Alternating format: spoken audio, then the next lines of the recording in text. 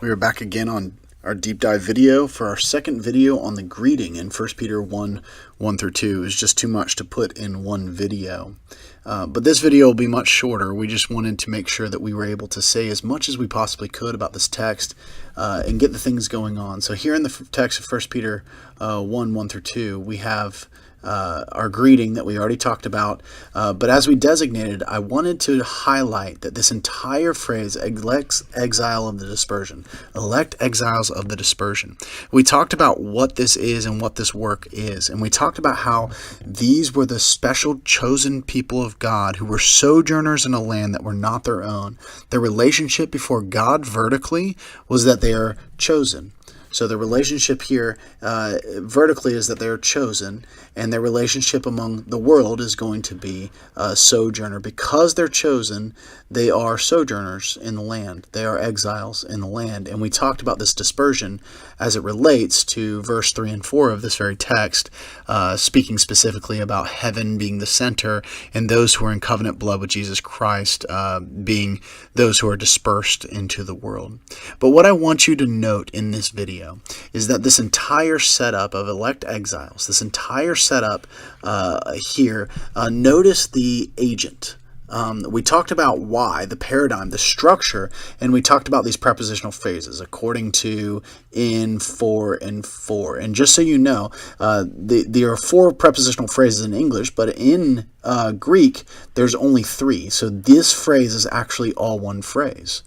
But what I want you to know is that not only is it a paradigm, a structure for the choosing of the elect exiles, but what I want you to see is the work, the agent of that choosing. That we talked about the foreknowledge, but notice this. I'm gonna mark this in a different color here. Notice that it is the work of God the Father doing the foreknowledge, the choosing through the foreknowledge, right? Notice that the second prepositional phrase, that it's the sanctification of whom? The Spirit, right? So the Father, the Spirit, and then notice that the last prepositional phrase, which, like I said, in Greek, this is only one phrase. So this is one phrase here, and it is for obedience to whom? Jesus Christ.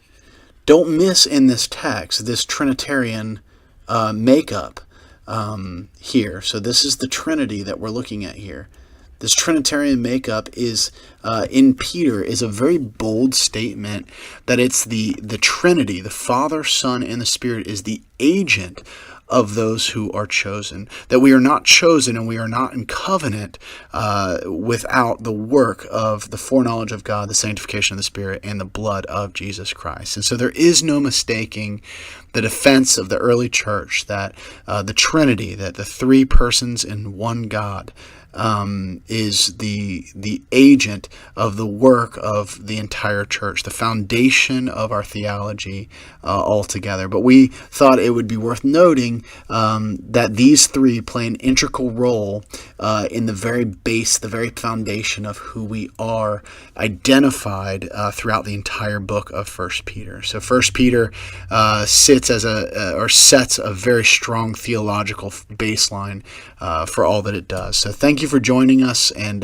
thank you for this short video addition to our previous version of the Deep Dive podcast.